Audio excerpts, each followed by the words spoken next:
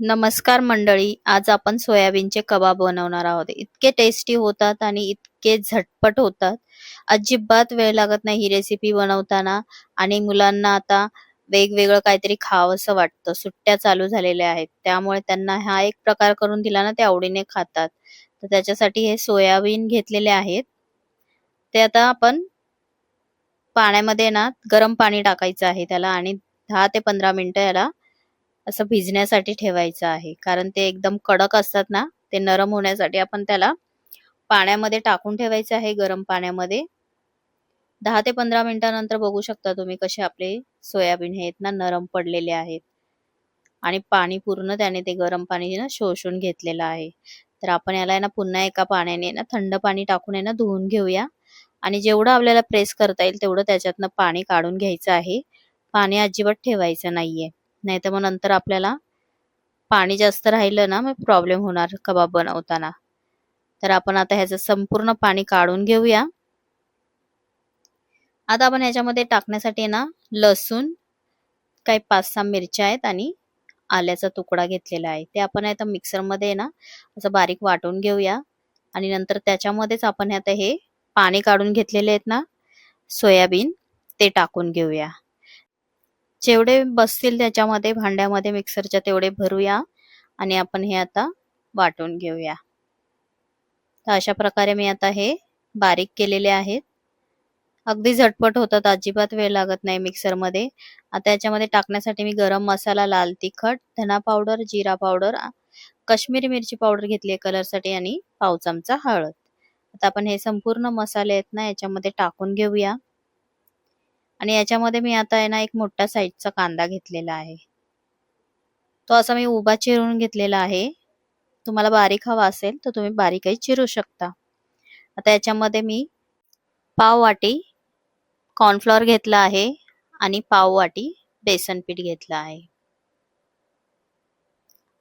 आता चवीप्रमाणे मीठ घालून घ्यायचं आहे आणि भरपूर अशी ही कोथिंबीर आपण कापून टाकली आहे याच्यामध्ये.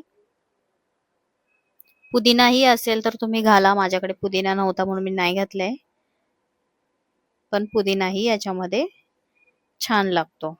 आता हे मिक्स करून घेऊया आणि याच्यामध्येच आता आपल्याला हे मळून घ्यायचं आहे. अजिबात पाण्याचा वापर करायचा नाहीये. छान असं एकत्र करून घ्यायचे. सगळीकडे मसाला वगैरे व्यवस्थित लागला गेला पाहिजे. तर कांदे याच्यासाठी मी मोठे कापले आहेत असे उभे उभे, की ते आपल्याला भजी सारखेही आपल्याला फ्राय करता येईल. तर तुम्ही याला कबाबचाही आकार देऊ शकता, नाहीतर भजी सारखंही तुम्ही करू शकता. तर आता बघा आपला गोळा मस्त असा तयार झालेला आहे, एकसारखा मळून झालेला आहे. त्याच्यामध्ये थोडंसं आता आपण तेल घालूया. तेलाच्या ऐवजी तुम्ही तूपही घालू शकता. आता हेही आपण त्याला मिक्स करून घ्यायचं आहे आणि हातावर आता गोळा घेऊन असा त्याच्या वड्या पाडायच्या आहेत आणि गरम तेलामध्ये सोडून घ्यायच्यात. वड्यांच्या ऐवजी तुम्ही भजी सारखंही तळू शकता याला, पण हे कबाबचाच आकार द्यायचा. मुलांना आवडतं असं खायला, त्याच्यामुळे.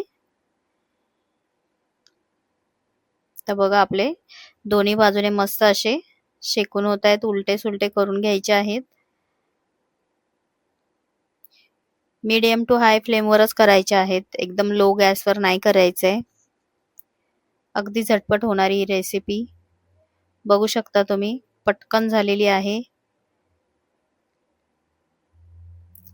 अजिबात वेळ लागत नाही आणि मुलांना आता सुट्ट्या पडल्यात शाळेला, तर मग त्यांनाही काहीतरी वेगवेगळं खावंसं वाटतं. मग त्यांना अशा पद्धतीने करून दिलं की त्यांना प्रोटीनही भेटतं आणि मुलंही खुश होतात. तर बघा किती छान झालेले आहेत आपले कबाब. दुसरेही अशा पद्धतीने मी फ्राय करून घेतले आहेत.